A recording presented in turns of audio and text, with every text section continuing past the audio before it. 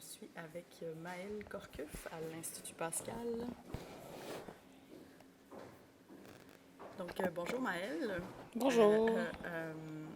On parle ici de mobilité urbaine à l'Institut Pascal pour 2 semaines. Donc, j'aimerais d'abord que tu te présentes.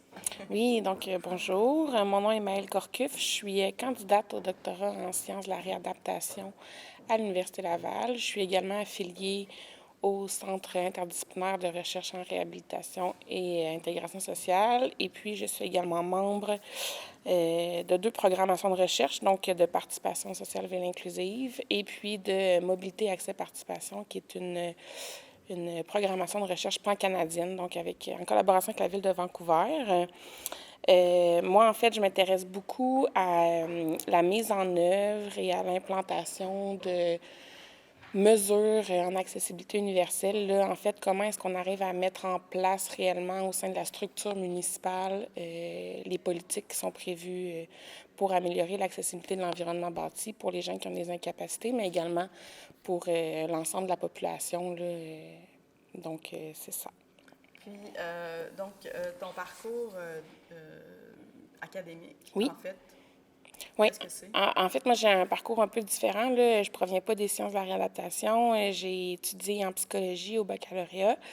Et puis, à ce moment-là, je me suis beaucoup intéressée là, aux gens qui ont des incapacités multiples, dont le polyhandicap, entre autres, puis à leur participation sociale. Puis, à la maîtrise, j'ai fait une maîtrise en travail social là, où j'ai travaillé beaucoup avec les familles d'adultes polyhandicapés à améliorer, en fait, leur sort à la vie adulte. Donc, comment est-ce qu'ils pouvaient arriver à avoir une meilleure participation sociale puis une meilleure autonomie là, à la vie adulte. Donc, c'est ça. Puis là, au doctorat, j'ai fait le léger changement de paradigme là, pour aller vers les sciences de la réadaptation.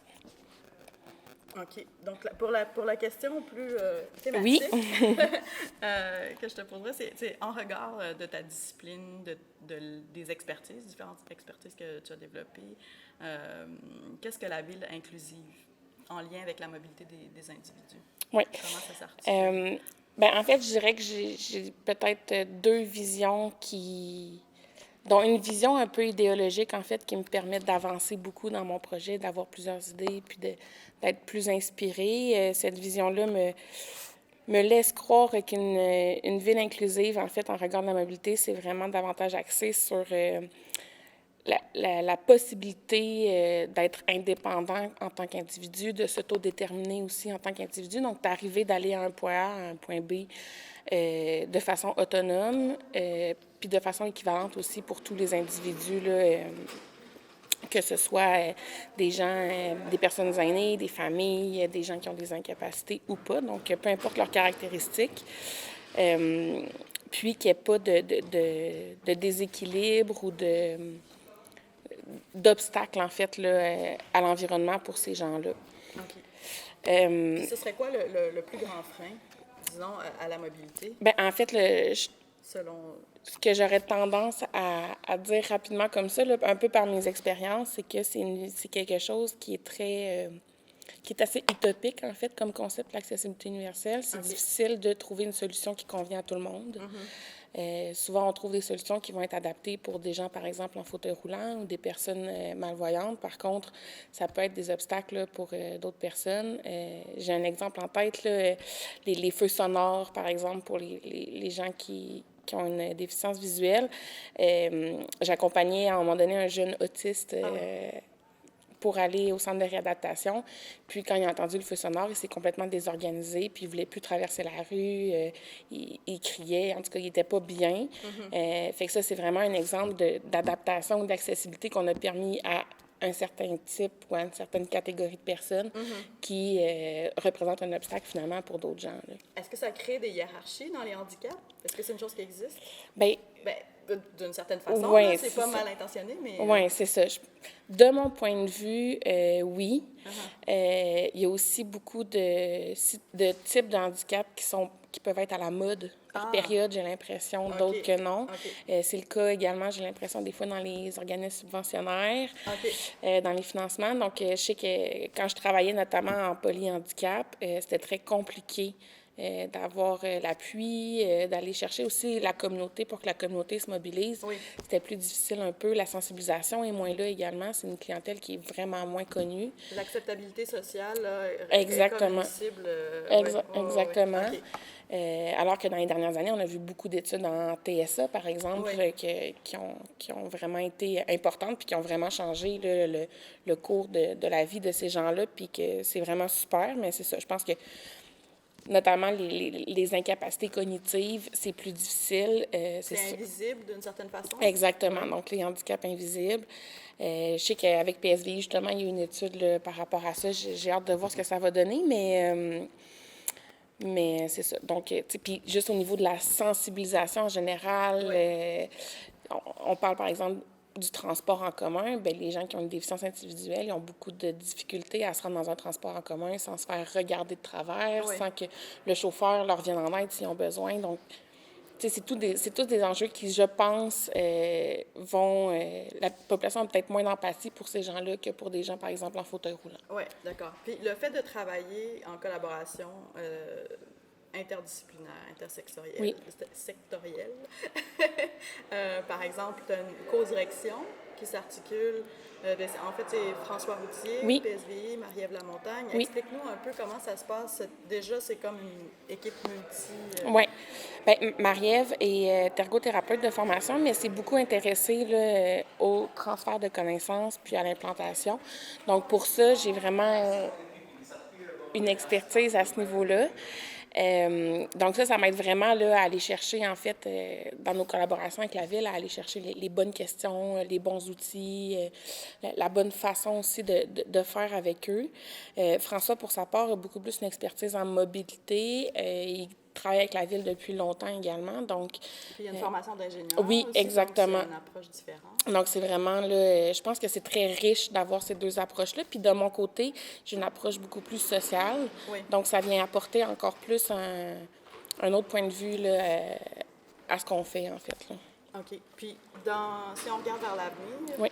est-ce que tu vois des expertises que tu aimerais aller chercher, qui proviennent d'autres personnes, individus, institutions, ou qu'est-ce que tu crois qui serait intéressant d'explorer comme collaboration? Actuellement, en travaillant là, au sein de mon doctorat avec la Ville de Vancouver, je constate, de un, il y a un intérêt grandissant pour tout ce qui est Universal Design, Universal Accessibility, mais il y a des réalités très différentes d'une ville à l'autre. Comme par exemple à Québec, on a l'hiver, on a le patrimoine, on a tout plein d'obstacles. À Vancouver, c'est beaucoup plus accessible, ils sont un peu plus avancés aussi là-dessus. Fait que je pense que c'est ça, je serais vraiment intéressée d'aller parler à des gens de d'autres villes aussi dans le monde. Tu sais, là, on est à Paris, mais à Paris, c'est complètement une autre réalité. Oui. Le patrimoine français, c'est vraiment différent. Oui. Donc, c'est ça. Fait que ça, il y a cette partie-là. Puis évidemment, il y a des acteurs aussi qui ont quand même un levier, puis qui ont quand même une influence dans ce milieu-là, puis les organisations aussi. Il n'y a pas que les organisations municipales, il y a aussi des organismes communautaires qui agissent beaucoup à cet égard-là. Oui. Donc, il y a beaucoup d'organisations là, qui seraient intéressantes. Là. Parce que, par exemple, à Paris, la mobilité collective est très forte. Oui, exactement. Puis ça aide à favoriser une inclusion aussi, parce qu'il y a une diversité des transports. Tout à fait. Puis, tu sais, je pense que quand on parle d'acceptabilité sociale, d'un endroit à l'autre, d'une culture à l'autre, l'acceptabilité est complètement différente des gens qui ont des incapacités. Puis des aînés, même, si on va dans une culture plus orientale, les aînés sont vraiment pas vus de la même façon qu'ici. Puis d'une façon plus personnelle, je n'irais pas dire jusqu'à intime, mais plus personnelle, qu'est-ce qui te stimule? Ou comment tu te vois... une question un peu cliché, là, mais dans 5 ans, où est-ce que tu aimerais agir? Sur quel... dans 5 ans. Levier? Dans 5 ans, ou un peu dans 5 ans, idéalement, j'ai fini mon doctorat. Oui, mais je comprends la question. En fait, ce qui m'a motivée à la base dans ça, c'est qu'en ayant travaillé beaucoup, puis en ayant encore des liens beaucoup avec des gens qui ont des incapacités, je les ai vécus au quotidien avec eux, les obstacles à l'environnement. Oui. On sort, c'est assez compliqué de sortir de chez nous. Avec ma grand-mère, c'est aussi le cas. Oui. Tu sais, maintenant, j'ai l'impression des fois d'avoir un peu une déformation professionnelle. Oui. Je vois tous les manques d'accessibilité partout. Oui. Fait que dans 5 ans, c'est sûr que je veux encore m'intéresser là, à cette question-là. Peut-être d'aller voir ailleurs aussi que dans les organisations municipales comment ça se passe. Est-ce qu'on pourrait avoir un levier différent pour être capable d'implanter des mesures là, de façon plus rapide? Parce qu'on sait qu'en implantation, ça prend jusqu'à 7 ans avant d'être capable d'implanter un changement. C'est extrêmement long. Exactement. Ouais. Donc, puis dans 7 ans, la réalité va être complètement différente Ouais. aussi.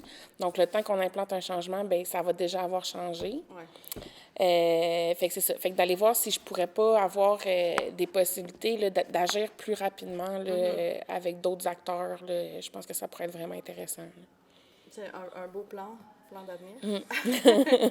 Ben, merci beaucoup, Maëlle. C'était super intéressant. Puis, ben, on va sûrement te recroiser avec des projets sur le web ou ailleurs dans une ville Bien sur la sûr, planète. bien sûr. Merci beaucoup. Merci. Bye bye. Bye.